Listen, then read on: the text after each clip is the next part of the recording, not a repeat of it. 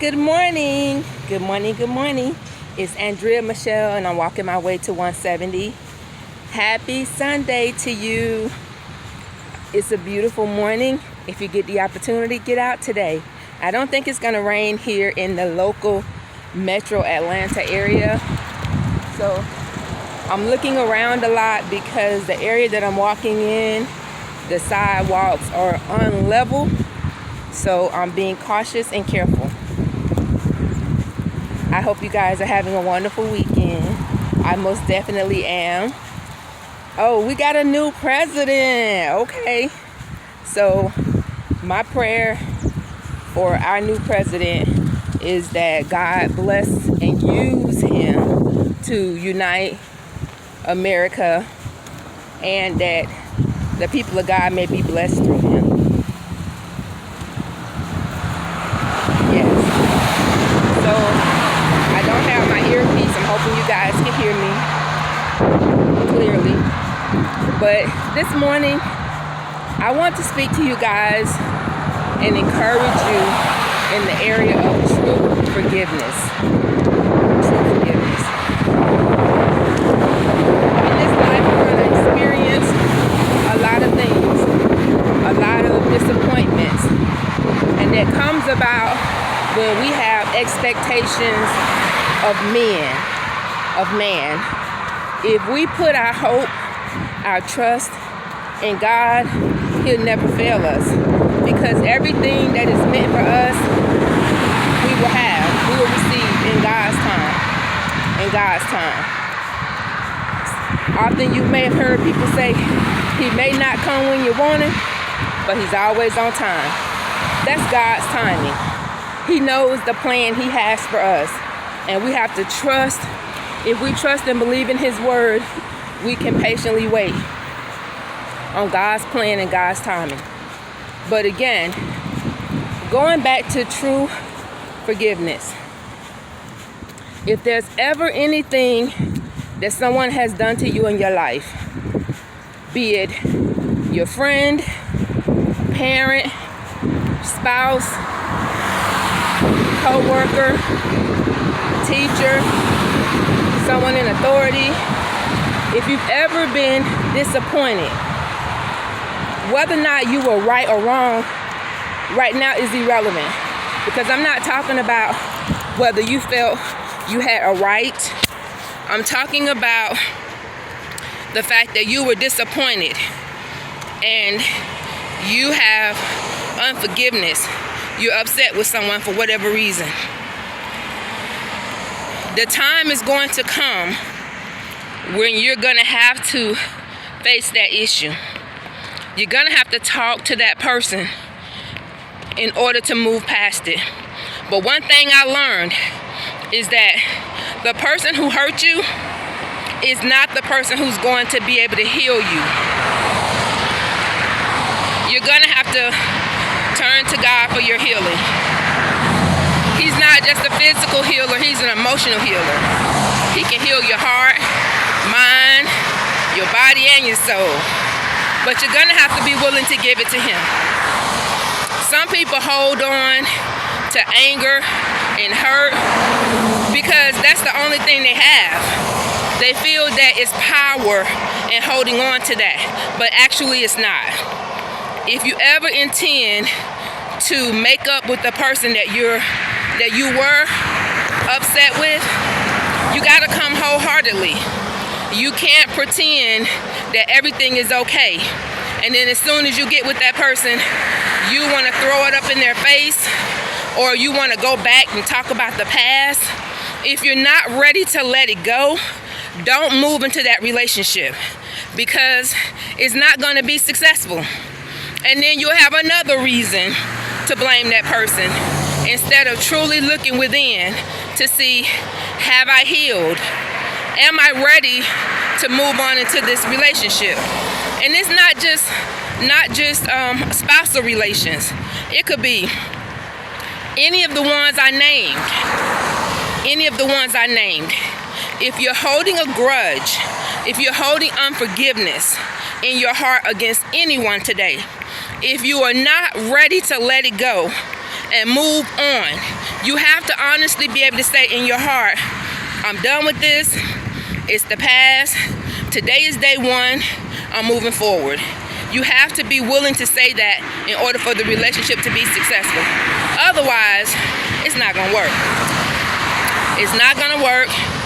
And until you address the position where you stand, until you look at what part you played in the role of the relationship where you were hurt or felt hurt, until you're ready to face that, it's going to be a continued pattern. It's not going to change. It's not going to change. So I want to encourage you today, look into your heart. If you are working on mending or rebuilding any form of relationship, if you have not let go of the past, it's not going to work.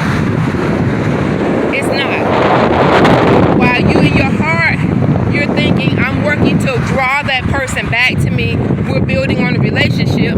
Every time you bring up something that they did, or that you think they did, or something that you said you forgave them, but now we're talking about it again, you're going to push that person away. You're going to turn them away. And that's the open door for the enemy to come in and say, see, I told you what you thought was real. I told you, you was right all along. They ain't this and they ain't that. It's not the person. It's not the people.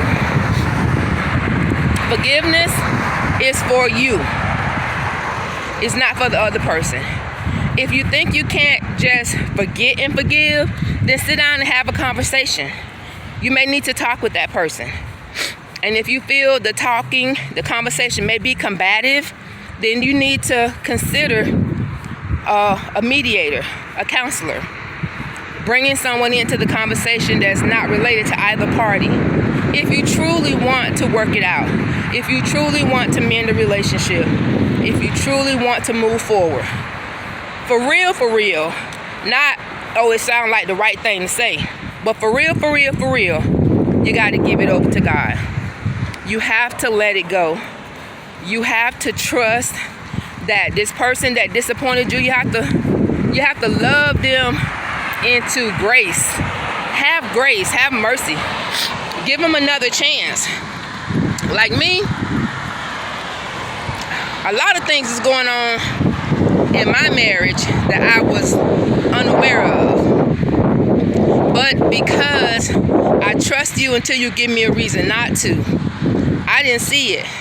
Because I always wanted to give you the benefit of the doubt. I always trust that you were honest and sincere. So I had no reason to doubt. When the issue came up, I looked at every other reason except for what it actually was.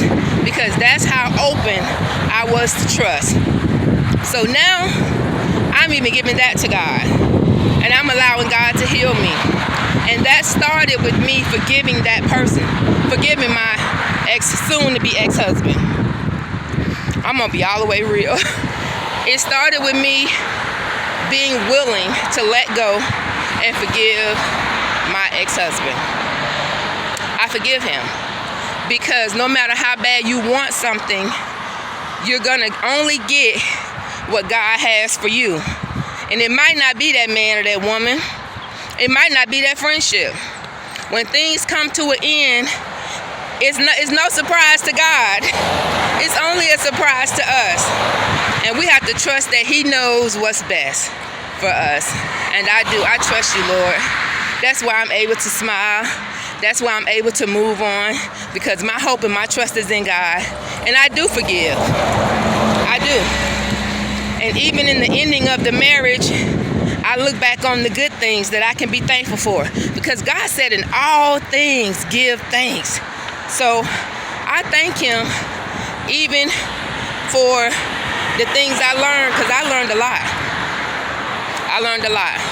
And I thank God for the experience. So with that being said, I hope and pray that something that I've shared today on the subject of true forgiveness has helped you or will help you.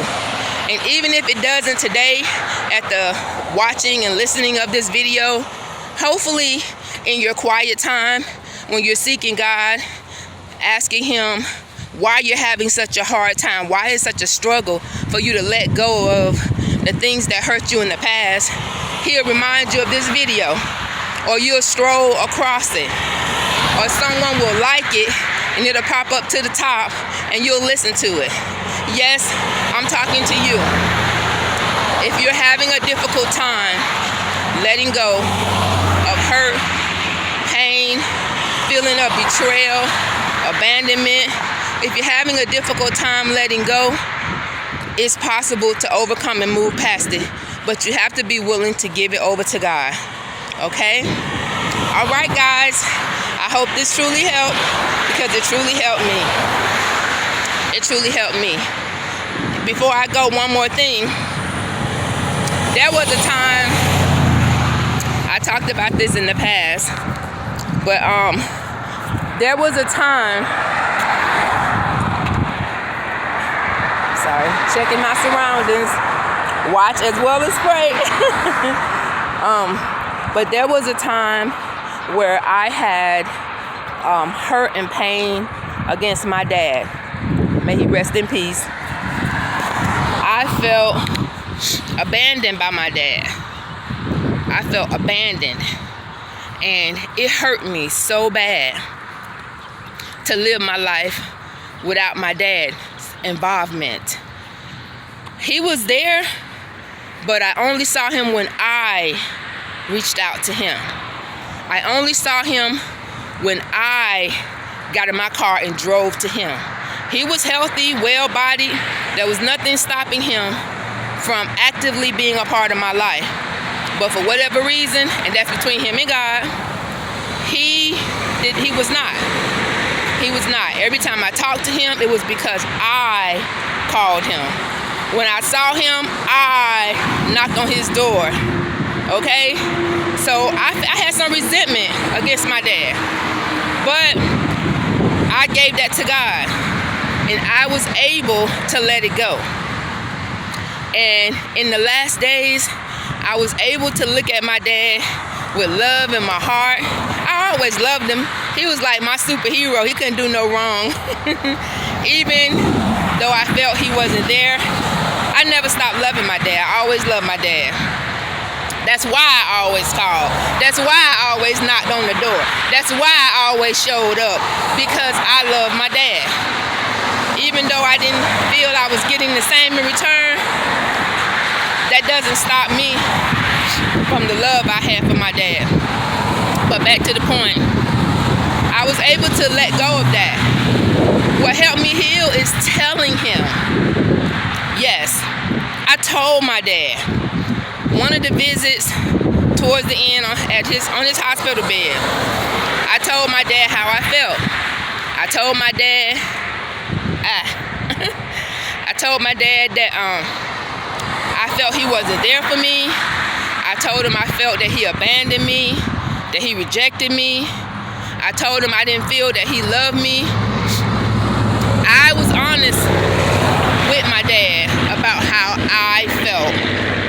And he told me how much he loved me. And he told me he was sorry. And I accepted that. And I continued, because like I said, I never stopped. I continued loving on my dad, but now it was with an even happier heart, because I didn't have to hold in all the hurt that I felt. And I keep saying I, because just because that's the way I felt doesn't mean that's the way that it was. It's not the way that it was. That was my perspective. That's how I saw it. That's how I felt. But it doesn't discount it. It doesn't mean it shouldn't be spoken of or addressed. So I was able to address with my dad how I felt. And the Lord used me before the end to lead my dad to Christ. He accepted Jesus as his Lord and Savior. And I believe that his spirit is resting in heaven, waiting for, well, not in heaven, but resting, waiting for the return of Jesus Christ. Because we ain't going to heaven until it's time to go. The Bible says the dead sleep and will rise. It doesn't say the dead go to heaven. So the dead ain't in heaven. That's another subject. But I hope this have helped you guys, because it definitely helped me. And even talking about it now helps me even more. I thank you. I love you. Have a blessed and beautiful day. It's a nice overcast here, but it's nice enough sweater weather, a long sleeve weather would be appropriate today to get out and take that walk. So if you get a chance to get out today, enjoy your walk, and whatever you do, keep walking your way towards Christ. This is Andrea Michelle saying have a blessed and wonderful day. And let your journey to forgive begin right now. Goodbye, everybody.